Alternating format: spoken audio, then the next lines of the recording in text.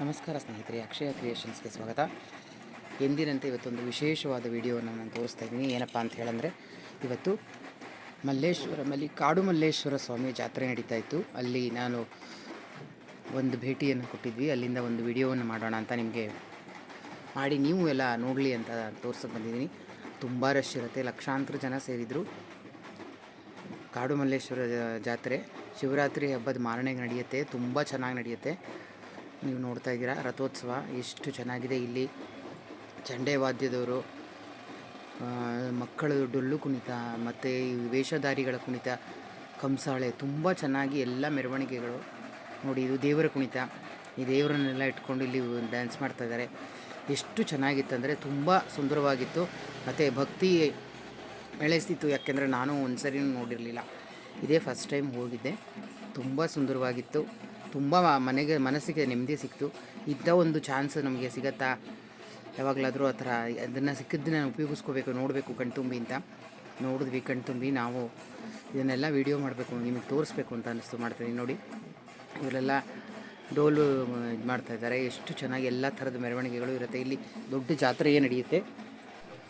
ರಸ್ತೆ ಇಕ್ಕಲಗಳಲ್ಲಿ ಎಲ್ಲ ಥರದ ಸಾಮಾನುಗಳನ್ನ ಮಾರ್ತಾ ಇರ್ತಾರೆ. ಬೊಂಬೆ ಆಗಿರಬಹುದು, ಪಿಂಗಾಣಿದಾಗಿರಬಹುದು, ಹೂವಿಂದಾಗಿರ್ಬೋದು, ಎಲ್ಲ ಥರದ್ದು ಧಾನ್ಯಗಳಾಗಿರ್ಬೋದು, ಹೂವು ಹಣ್ಣು ಎಲ್ಲ ಥರದ್ದು ಬೊಂಬೆಗಳಾಗಿರಬಹುದು, ಎಲ್ಲ ಥರದ್ದು ಮಕ್ಕಳ ಆಟಿಕೆಗಳು, ಕಂಚಿಂದು, ಹಿತ್ತಾಳೆದು ಎಲ್ಲ ಥರದ ಸಾಮಾನುಗಳು ಇಲ್ಲಿ ಮಾರ್ತಾಯಿದ್ರು. ಜಾತ್ರೆ ತುಂಬ ವಿಜೃಂಭಣೆಯಿಂದ ನಡೆಯುತ್ತೆ. ಸಾಧ್ಯವಾದರೆ ಸ್ನೇಹಿತರೆ ನೀವು ಒಮ್ಮೆ ಹೋಗಿ ನೋಡಿ. ಜನ ಹೇಗೆ ಸಾಗರವಾಗಿ ಬರ್ತಾ ಇದ್ದಾರೆ ಅಂತ. ಲಕ್ಷಾಂತರ ಜನ ಬರ್ತಾಯಿದ್ದಾರೆ. ಕಾಲಿಡಕ್ಕೆ ಕೂಡ ಜಾಗ ಇರೋಲ್ಲ, ಅಷ್ಟು ಜನ ರಶ್ ಇರುತ್ತೆ. ನೋಡಿ, ಈ ಕಡೆ ಒಂದು ಸ್ವಲ್ಪ ಇದೆ. ಆ ರಥದ ಹತ್ರ ಅಂತೂ ಎಲ್ಲರೂ ದೇವರನ್ನು ಕಣ್ತುಂಬಿಕೊಳ್ಬೇಕು, ಒಂದು ಸರಿಯಾದರೂ ನಾವು ರಥವನ್ನು ಮುಟ್ಟಿ ಪಾವನರಾಗಬೇಕು ಅನ್ನೋ ಭಾವನೆ ಇರುತ್ತೆ. ಎಲ್ಲರೂ ಅಲ್ಲಿ ರಥದ ಹತ್ರ ನಿಂತಿದ್ದಾರೆ. ಅದು ಎಳೆಯೋದು ಒಂದು ದೊಡ್ಡ ಸೌಭಾಗ್ಯವೇ ಅಲ್ವಾ ಜೀವನದ. ನೋಡಿ, ನಮ್ಮ ಕಾಡು ಮಲ್ಲೇಶ್ವರ ಜಾತ್ರೆಯಲ್ಲಿ ಹೇಗೆ ರಥ ಸಿದ್ಧವಾಗಿದೆ ನೋಡಿ. ರಥ ಎಲ್ಲ ಎಳೆಯೋದಕ್ಕೆ ಜನ ಎಷ್ಟು ಕಿಕ್ಕಿರಿದು ನಿಂತಿದ್ದಾರೆ ಅಂತ ನಿಮಗೆ ತೋರಿಸ್ತಾ ಇದೆಯಲ್ಲ. ಎಷ್ಟು ಜನ ಇದ್ದಾರೆ ನೋಡಿ. ಇಲ್ಲಿ ಕಣ್ಗಾವಲಿ ಪೊಲೀಸ್ನವರು ಒಂದು 1000 ಗಟ್ಟಲೆ ಇರ್ತಾರೆ.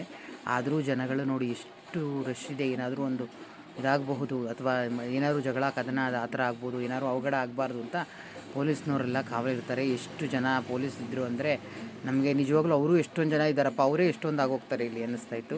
ನೋಡಿ, ಎಲ್ಲ ರಕ್ಷಣೆಗೋಸ್ಕರ, ನಮ್ಮ ಸಾರ್ವಜನಿಕರ ರಕ್ಷಣೆಗೋಸ್ಕರ ಅವ್ರು ಬಂದಿದ್ದರು. ಇಲ್ಲಿ ನೋಡಿ ಎಷ್ಟು ಚೆನ್ನಾಗಿ ಹೆಣ್ಮಕ್ಳು ನೃತ್ಯವನ್ನು ಮಾಡ್ತಾಯಿದ್ದಾರೆ. ಆ ತಾಳವನ್ನು ಹಾಕ್ಕೊಂಡು ಆ ಚಂಡೆಯ ಜೊತೆಗೆ ಎಷ್ಟು ಚೆನ್ನಾಗಿರುವಂಥ ಮನಮೋಹಕವಾದಂಥ ನೃತ್ಯ. ಎಷ್ಟು ಹುಮ್ಮಸ್ಸು ಇರಬೇಕು ಇವರಿಗೆ ಅಲ್ವಾ. ಇದು ಹೆಚ್ಚು ಕಮ್ಮಿ 2-2.5 ಗಂಟೆ 3 ಗಂಟೆ ತನಕ ಇದು ಆಗತ್ತೆ ಜಾತ್ರೆ. ಎಲ್ಲ ಕಡೆ ಸುತ್ತ ರೌಂಡ್ ಬರೋದ್ರೊಳಗೆ ಅಷ್ಟು ಸಮಯ ಹಿಡಿಯುತ್ತೆ. ಅಷ್ಟು ದೊಡ್ಡ ತೇರನ್ನು ಎಳೆಯೋದು ಸುಮ್ಮನೆ ವಿಷಯ ಅಂತೂ ಅಲ್ಲ. ಎಷ್ಟು ಜನ ನೋಡಿ, ನೀವು ನೋಡಿ ಎಷ್ಟು ಚೆನ್ನಾಗಿ ಎಲ್ಲ ಥರದ್ದು ಇದೆ. ಬೊಂಬೆ ಕುಣಿತ ಮತ್ತು ಈ ದೇವರನ್ನು ಇಟ್ಕೊಂಡು ಎಂತೆಂಥ ನೃತ್ಯವನ್ನು ಮಾಡ್ತಾರೆ ಸ್ನೇಹಿತರೆ. ಕೈ ಬಿಟ್ಬಿಟ್ಟು ನಿಜವಾಗ್ಲೂ ನೋಡೋಕ್ಕೆ ಕಣ್ಣಿಗೆ ಹಬ್ಬನೇ ಸರಿ ಅಂತ ಹೇಳ್ಬೋದು. ತುಂಬ ಸುಂದರವಾಗಿದೆ. ಕಾಡು ಮಲ್ಲೇಶ್ವರನಿಗೆ 500 ವರ್ಷಗಳಷ್ಟು ಹಳೆಯ ಇತಿಹಾಸ ಇದೆ. ಆಗಿನಿಂದ ಈ ಜಾತ್ರೆ ನಡ್ಕೊಂಡು ಬರ್ತಾ ಇದೆ. ಇದು ವಿಜಯನಗರ ಕಾಲದಿಂದ ಇದೆ ಅನ್ನೋದು ಒಂದು ಐತಿಹ್ಯ ಇದೆ. ಇದರಲ್ಲಿ ಕಾಡು ಮಲ್ಲೇಶ್ವರ ಇದೆಲ್ಲ ಸುತ್ತ ಪ್ರದೇಶ ಎಲ್ಲ ಪೂರ ಕಾಡಾಗಿತ್ತು ಮುಂಚೆ. ಅದಕ್ಕೆ ಇಲ್ಲಿ ಒಂದು ಈಶ್ವರನ ದೇವಸ್ಥಾನ ಗುಡಿ ಇತ್ತು. ಅದಕ್ಕೆ ಕಾಡು ಮಲ್ಲೇಶ್ವರ ಅಂತ ಇದಕ್ಕೆ ಕರಿತಾಯಿದ್ರು. ಒಂದಾನೊಂದು ಕಾಲದಲ್ಲಿ ಇಲ್ಲಿ ಜನಜಂಗುಳಿನೇ ಇರಲಿಲ್ಲ. ಈಗ ನೋಡಿದರೆ ಎಲ್ಲೆಲ್ಲೂ ಮನೆಗಳು, ಎಲ್ಲೆಲ್ಲೂ ಜನ, ಎಲ್ಲೆಲ್ಲೂ ಅಂಗಡಿ ಮುಂಗಟ್ಟುಗಳು, ಇಷ್ಟೊಂದೆಲ್ಲ ಬೆಳವಣಿಗೆ ಆಗಿಬಿಟ್ಟಿದೆ. ಇಷ್ಟು ವರ್ಷಗಳ ನಂತರ ನೋಡಿ ಎಷ್ಟು ಜನ ಇದ್ದಾರೆ. ನೋಡಿ ಎಷ್ಟು ಜನ ಇದಕ್ಕೆ ರಥದ ಜೊತೆಗೆ ಹೋಗಬೇಕು ಅಂತ ಏನು ಸಂತೋಷದಿಂದ ಇಷ್ಟು ರಶ್ ಇದ್ರೂ ಜನ ನೋಡಿ ಹೇಗೆ ಬರ್ತಾ ಇದ್ದಾರೆ ಅಂತ. ಒಂದೊಂದು ಕಣ್ಣಿಗೆ ಹಬ್ಬ ಇತ್ತು ಸ್ನೇಹಿತರೆ. ತುಂಬ ಸುಂದರವಾಗಿತ್ತು. ನೀವು ಈ ಥರ ಒಂದು ಅವಕಾಶ ಸಿಕ್ಕಿದಾಗ ಮಿಸ್ ಮಾಡಬೇಡಿ. ಇವತ್ತು ಅಚಾನಕ್ಕಾಗಿ ನಮಗೆ ಇಲ್ಲಿ ಬರುವಂಗೆ ಆಗಿತ್ತು. ಇಲ್ಲಿ ಬಂದು ನೋಡಿ ನಾವು ಇದು ವಿಡಿಯೋವನ್ನು ಮಾಡಬೇಕು, ನಿಮಗೆಲ್ಲ ತೋರಿಸ್ಬೇಕು ಅನ್ನೋ ಆಸೆ ಆಯಿತು. ಇಷ್ಟು ವಿಜೃಂಭಣೆಯಿಂದ ನಡೀತಾ ಇದೆ ಅಲ್ವಾ. ನಾವಂತೂ ಯಾವಾಗಲೂ ಹೋಗೇ ಇರಲಿಲ್ಲ, ಇದೇ ಫಸ್ಟು ನಾನು ಭೇಟಿ ಕೊಟ್ಟಿದ್ದು. ಎಷ್ಟು ಇದಾಗಿತ್ತಂದರೆ ಮನಸ್ಸು ತುಂಬ ನನಗೆ ಸಂತೋಷ ಉಂಟು ಮಾಡ್ತಾ ಇದು ನೋಡಿ. ಈ ತೇರು ಒಂದು ಎಳಿತಾ ಇದ್ದಾರೆ ಇಲ್ಲಿ. ಇದ್ರ ಹಿಂದೆ ದೊಡ್ಡದು ಕಾಡು ಮಲ್ಲೇಶ್ವರನನ್ನು ಆ ರಥದಲ್ಲಿ ಕೂರಿಸಿ ಅಲ್ಲಿ ಸಾವಿರಾರು ಜನ ನೀವು ಊಹಿಸಲಿಕ್ಕೆ ಸಾಧ್ಯ ಇಲ್ಲ. ಅಷ್ಟು ಜನ ಅದನ್ನು ಎಳಿತಾರೆ, ಆ ತೇರನ್ನು ನೋಡಿ. ಎಷ್ಟು ಚೆನ್ನಾಗಿದೆ ಅಂತ. ತೇರು ನೀವು ನೋಡ್ತಿದ್ದೀರಾ, ಅಲ್ಲಿ ಸುತ್ತಮುತ್ತ ಜನ ಎಲ್ಲ ಅಲ್ಲಿ ಅದಕ್ಕೆ ಬಾಳೆಹಣ್ಣನ್ನು ಎಸಿತಾರೆ, ಅದೊಂದು ವಾಡಿಕೆ. ಬಾಳೆಹಣ್ಣಿಗೆ ದವನದ ಪತ್ರೆಯನ್ನು ಅಂಟಿಸ್ಬಿಟ್ಟು ಸಿಕ್ಕಿಸ್ಬಿಟ್ಟು ಅದಕ್ಕೆ ರಥಕ್ಕೆ ಎಸಿತಾರೆ. ದೇವರಿಗೆ ಅದು ತಾಗಲಿ ಅಂತ. ಅದು ಅವರ ಭಕ್ತಿಯ ಪರಾವಶತೆ, ಅವರ ಭಕ್ತಿಯ ಪರಾಕಾಷ್ಠೆ ಅದು. ಜನ ಅಷ್ಟು ಸುಂದರವಾಗಿ ನೋಡಿ ಆ ದೇವರನ್ನ ಭಕ್ತಿಯಿಂದ ಕಣ್ತುಂಬಿಕೊಂಡು ನೋಡಿದ್ದೆ ರಥ ಹೊರಡ್ತಾ ಇದೆ ಇವಾಗ.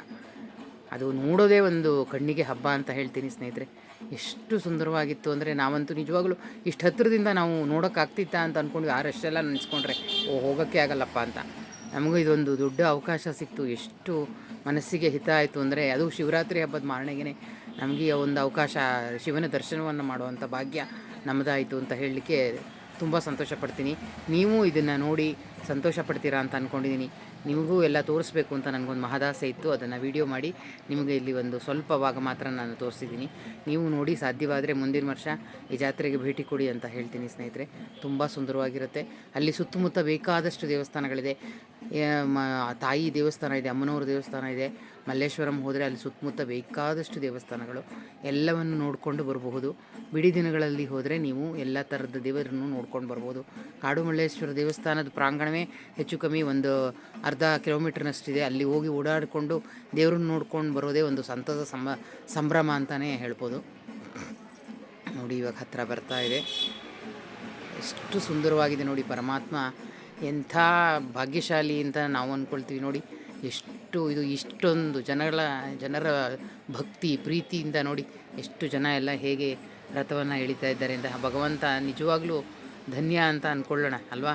ಎಷ್ಟು ಮನಸ್ಸಿಗೆ ಖುಷಿ ಅನಿಸುತ್ತೆ ಈ ಸಂದರ್ಭ ನೋಡಿದಾಗ. ನಾವೇ ಧನ್ಯರು, ಭಾಗ್ಯವಂತರು ಅಂತ ಅಂದ್ಕೊಳ್ಬೇಕು. ಇಂಥದ್ದೆಲ್ಲ ನಾವು ನೋಡ್ತೀವಲ್ಲ, ಭಗವಂತನ ನಾವಂತೂ ಇದನ್ನು ಮಾಡಲಿಕ್ಕಾಗಲ್ಲ.